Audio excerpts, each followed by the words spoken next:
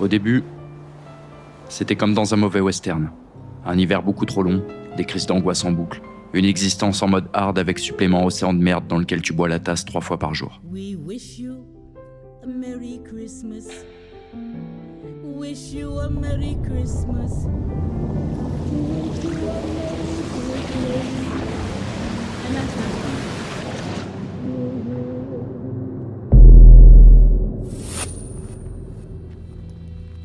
Mais au milieu de cet enfer, j'ai trouvé une bouée, un phare, un Xanax de pixels. Moi, à la base, je suis de l'époque PS1. La télé cathodique qui fait plus de bruit que tes parents avant leur divorce. Le daron en claquette qui joue dans le salon. Et au milieu de ce Polaroid, y a moi, gamin, qui attend que mon daron aille cloper pour gratter du temps de jeu. Merci Marlboro. Les souvenirs sont des sales gosses. Et c'est marrant parce que dans ma tête, les jeux c'était full 4K, Ultra HD céleste développé par Dieu lui-même. La réalité, c'était de la purée de pixels immondes, comme si Picasso avait chié dans le téléviseur. Mais les yeux d'un gosse peuvent transformer la misère en miracle. Alors Micromania devient ma cathédrale, et j'y cache mon pèlerinage low cost autofinancé par une grand-mère qui n'avait rien, mais qui tenait tout. Une nouvelle religion à chaque console. Ma chambre est un royaume dont je suis le pape. Puis l'adolescence arrive. Les meufs, les soirées, l'argent de mamie paie désormais les vacances du vendeur de barrettes du coin. Les vendredis soirs rythmés par de la vodka premier prix, et ces lendemains qui puent autant que ta chambre. Le clébard qui bouffe les Kleenex comme s'il essayait d'effacer tes péchés. Le Biactol, les joints et les kebabs à 5 balles, le quotidien d'un ado efficace. Mais avec le temps, j'ai rangé la manette, comme on range une arme après un braquage raté. Et la vie d'adulte a fini par pointer le bout de son nez. Un golem de soucis, avec son starter pack qui pue du genou. Seul en colocation avec crise d'angoisse de luxe et chômage premium, dans un appartement beaucoup trop silencieux. C'était tellement la loose que même mon ombre a fini par se pendre. En somme, un hiver génial. Et c'est durant ce fameux hiver interminable dans lequel je trouve, pour la première fois, ce phare au milieu de cette fosse à purin qui était mon existence à ce moment-là. Une claque, pas celle de ta mère, celle de rockstar. Alors la neige a fondu au rythme de la Lancaster, et moi, je suis sorti de mon puits tel un veau repêché au lasso. En faisant ce que fait tout mec mature fait avec ses problèmes, sous le tapis, et on brûle ce putain de tapis. Et 6 piges plus tard, j'ai toujours ce goût de nostalgie du Far West, ce goût de reviens-y. Et vu que ma vie en ce moment c'est taf, vidéo, taf, taf, taf, j'ai de l'oseille. Alors il y a 2 semaines, je craque. 14 € et 145 gigas plus tard, Red Dead Redemption 2.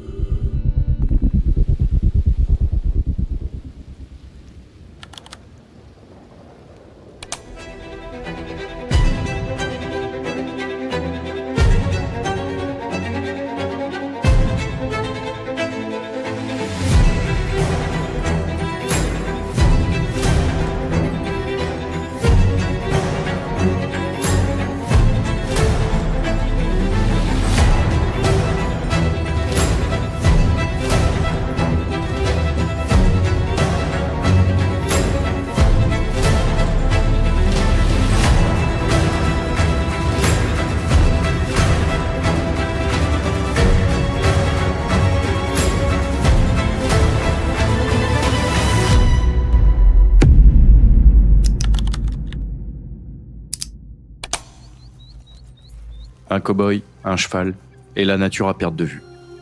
Et étrangement, je me suis rarement senti aussi libre. Et pourtant, il y a un écran entre les deux. Des millions de pixels, un éclairage artificiel. Un truc qui n'a rien de vivant et qui pourtant fait respirer. Un monde imaginaire qui t'offre un sentiment que la vraie vie semble parfois t'avoir confisqué. Je crois que c'est ce qu'on appelle un paradoxe. 2 vérités qui s'embrassent alors qu'elles n'auraient jamais dû se croiser. On va pas parler de jeux vidéo, je te rassure. Enfin si, mais on va aller plus loin que ça. Une expédition composée de moult portes qu'on va ouvrir délicatement au pied de biche. Parce que ce que je veux comprendre aujourd'hui, c'est pas Red Dead, c'est ce qu'il réveille en nous. Et pour cette première porte, j'ai besoin de t'expliquer d'abord ce qu'est Red Dead. Red Dead, c'est l'histoire d'un mec qui vit dans un monde qui s'effondre. Non. Red Dead, c'est l'histoire d'un mec conscient que son monde s'effondre. On y suit Arthur Morgan et sa bande, des hors-la-loi perdus dans un Far West qui disparaît. Et ce qui rend le truc le plus fou, c'est la contradiction permanente que propose l'univers du jeu. La violence de leur vie et de cette époque, au milieu de la beauté absolue de la nature. La brutalité d'une époque, dans l'un des paysages les plus libres jamais créés. Et toi, au milieu de tout ça, t'incarnes un molar sur la Joconde. Une brute épaisse dans un paysage idyllique. Mais plus t'avances, et plus tu te rends compte que c'est plus profond que ça. Arthur et sa bande, c'est pas juste des hors-la-loi. Ils ne courent pas après l'or ou la gloire. Ce qu'ils cherchent, c'est beaucoup plus simple et tellement plus rare. Ils veulent être libres. Pas riches, pas célèbres, pas puissants.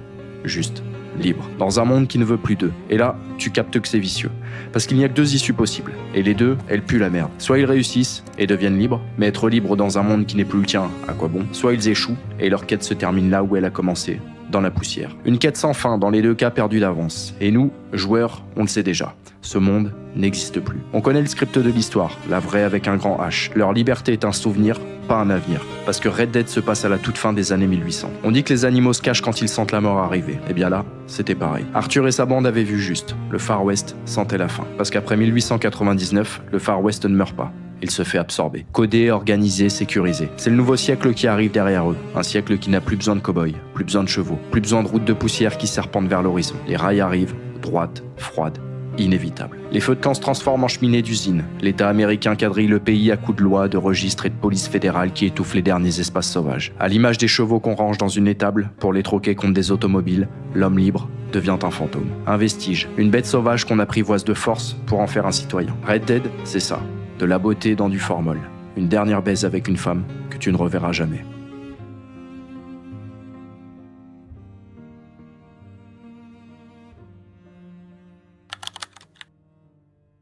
Red Dead est lent. Sa lenteur, l'argument de certains illuminés, des ingrats, des héros, des païens du joystick qui osent critiquer cette sainteté magistrale. Parce qu'aujourd'hui, les jeux vont vite. Si vite que t'as l'impression de sniffer de la dopamine en intraveineuse. T'appuies sur un bouton, il y a 15 explosions, 3 niveaux gagnés et des packs dans ta gueule. On veut pas te faire aimer une expérience, on veut braquer ton système nerveux et te retenir par le callback.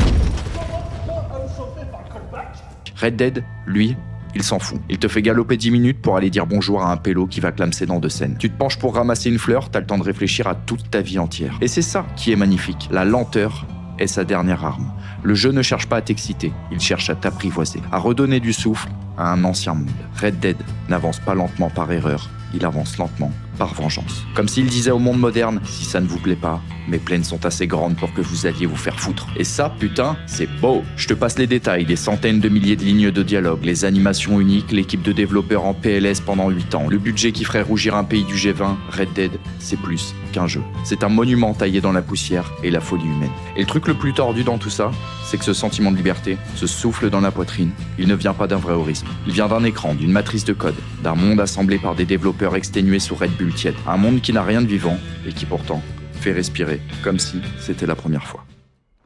Et là, tu piges un truc. Si Red Dead refuse de mourir, s'il y a des millions de joueurs qui y retournent encore chaque année, si ce jeu reste planté dans le temps comme un platane au bord de la route, c'est pas parce qu'il est beau, ou lent, ou immense. C'est parce qu'on ne revient pas dans Red Dead. On revient à ce qu'il réveille en nous. À quelque chose qu'on a perdu dehors, sans savoir exactement quand. On revient à une liberté fantôme qui n'existe plus nulle part et que même la vraie vie ne sait plus imiter.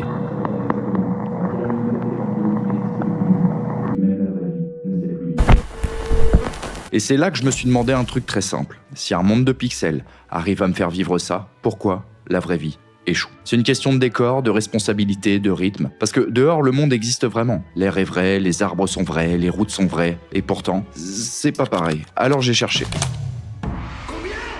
J'ai refermé l'onglet très vite, parce que manifestement, la liberté coûte un SMIC et demi par mois. Mais cette connerie m'a appris un truc. La vraie vie ne sait plus te faire respirer. Alors tu cherches des solutions absurdes. Un van aménagé, une détox digitale, un séjour yoga montagne à 600 balles, où on te demande de respirer comme si t'étais con depuis ta naissance. On essaye de recréer artificiellement ce que nos ancêtres avaient gratuitement. Du silence, de l'espace, de la solitude et la possibilité de disparaître sans déclencher un plan national de recherche. En somme, trop de règles, trop de vitesse, trop de trucs à gérer. Alors évidemment que Red Dead gagne, parce qu'il t'offre un truc gratuit, un truc rare, une liberté qui ne demande rien en retour, un truc simple, primitif, presque animal. Un truc que la vraie vie dans sa frénésie moderne a complètement oublié de préserver. Et le mot important c'est gratuit. On veut la liberté, mais pas la vie qui va avec. On veut l'horizon, mais pas la famine. On veut le feu de camp, mais pas les loups. On veut chevaucher dans les plaines, mais on veut que ça se termine dans un Airbnb full confort. On veut être cow-boy, mais version premium, sans la poussière, sans la sueur, sans la violence. En vrai, qui veut finir avec une tuberculose parce qu'il a respiré trop près d'une chèvre malade? Et Red Dead, il le sait. Il te donne exactement ce fantasme-là. Un fantasme de liberté, de marginalité. La liberté nous manque, mais la survie,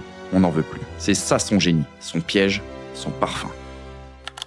Tu te souviens de la métaphore que je t'ai vendue un peu plus tôt? Red Dead, c'est ça, une dernière baise avec une femme que tu ne reverras jamais. Eh bien, si cette femme tu la vois plus, c'est pas parce que c'était une tragique histoire d'amour, c'est parce qu'elle était immensément casse-couille, crade, dangereuse, imprévisible. Une tempête avec du mascara. Alors ouais, c'était cool au plumard et comme t'es un trou de balle, tu fais une fixette sur le seul avantage parmi la pelletée d'inconvénients. Et ça, c'est le propre des jeux et des films, globalement dans la majorité. Te vendre le fantasme sans les inconvénients. On te les cache pas, mais tu les ressens pas. Tu vois le coucher de soleil sur la nature, mais tu ressens pas cette foutue brise gelée dans ta nuque. L'odeur de mort que tu traînes ni la potentielle tuberculose à cause de cette putain de chèvre. Et c'est là que ça devient intéressant. Parce que la liberté qu'on vit dans Red Dead, c'est un mirage. Un très beau mirage. Un mirage premium, un mirage 4K HDR avec bande-son orchestrée par Dieu en directeur photo. Mais un mirage quand même. Dans Red Dead, la liberté est propre, elle est belle, elle est dramatique comme dans un vieux poème. Parce qu'elle ne te demande rien. Jamais. Et quand bien même on te mettrait face à tes responsabilités, tu dégaines ton gun et c'est ciao. Merci, au revoir. La version cinéma de la liberté, la bande-annonce de ce que serait la vie si elle avait arrêté 2 minutes de nous complexer. Et c'est ça qui nous rend accros. La vraie vie n'a pas ce niveau de finition. La vraie vie, c'est du gameplay bancal, des bugs émotionnels, des mauvais dialogues avec des PNJ qui te prennent la tête et des quêtes secondaires humiliantes où tu finis toujours par faire cette putain de vaisselle. Alors évidemment qu'on préfère le mirage, les 2 pieds dedans, comme une veuve devant un médium. Et là, soudainement, en écrivant ces lignes, j'ai une pensée dégueulasse. Et si la liberté était un mirage depuis le début? Pas seulement dans Red Dead, dans la vraie vie aussi. Et si la liberté c'était un concept, un truc qu'on n'a jamais eu, qu'on n'aura jamais, mais qu'on fantasme tellement qu'on s'en auto-persuade. Un concept vendu depuis 2000 ans sans jamais livrer le colis. Peut-être que personne, à aucune époque, n'a été vraiment libre. Peut-être qu'on a tous juste vécu dans des cages plus ou moins jolies, avec des fenêtres qui donnaient sur le soleil. Peut-être que la liberté, ça a toujours été un décor, un parfum, un mensonge nécessaire pour survivre. Phrase de connard, problème de riche, on sait pas trop. Mais c'est une question qu'on peut se poser. Est-ce qu'on a déjà réellement été libre? Ou est-ce que la liberté a toujours été un mirage? Eh ben, la liberté absolue n'a jamais existé. Jamais pour personne, à aucune époque. Dans l'Antiquité, t'avais l'esclavage, la guerre, les dieux qui te menaçaient façon mafieux cosmique.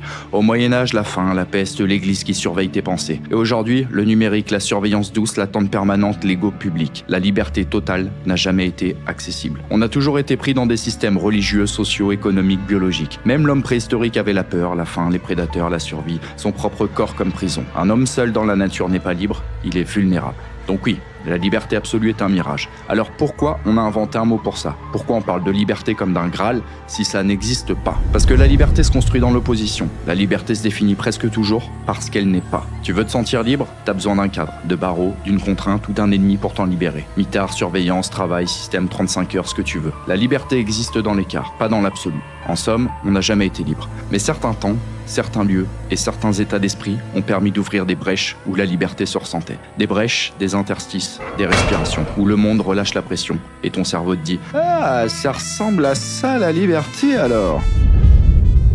La sensation de liberté, ça, c'est réel. Et c'est exactement ce que Red Dead capture. Pas la liberté réelle, la sensation. Dans Red Dead, le monde se referme, le siècle arrive, la fin approche. Tu respires le peu qu'il reste et paradoxalement, c'est ce peu qui te fait te sentir libre. Parce qu'il y a le cadre, il y a la contrainte, il y a le monde qui agonise autour et toi au milieu. Tu trouves une putain de fenêtre. Et c'est là où c'est brillant, c'est que Red Dead fait un truc impossible.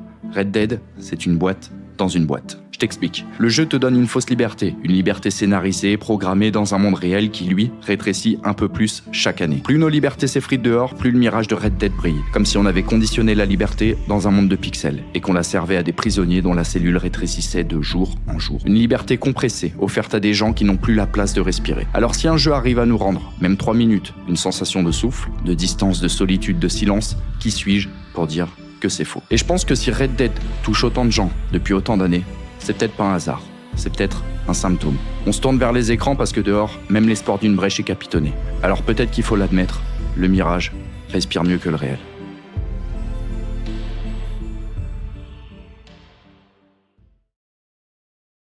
Moi, c'est chiant, je fais toujours des conclusions trop bonnes et les gens passent à côté de l'outro à chaque fois. Bon, j'ai beaucoup parlé, maintenant j'ai une question pour toi. Quel est le Red Dead de ta vie? Le truc qui te fait respirer quand le monde souffle trop fort. J'attends ta réponse en commentaire et je vais tout lire. Je répondrai autant que possible. L'idée, c'est qu'on échange entre nous, entre vous et même avec les invisibles qui liront ton commentaire en silence. À la recherche d'un petit souffle dans ce monde, parfois trop étroit. Commentaire remboursé par la sécurité sociale, promis. Ah, et avant de partir, sors ta Lancaster et dégomme le bouton abonnement. We wish you a Merry Christmas. We wish you a Merry Christmas. We wish you a Merry Christmas and a Happy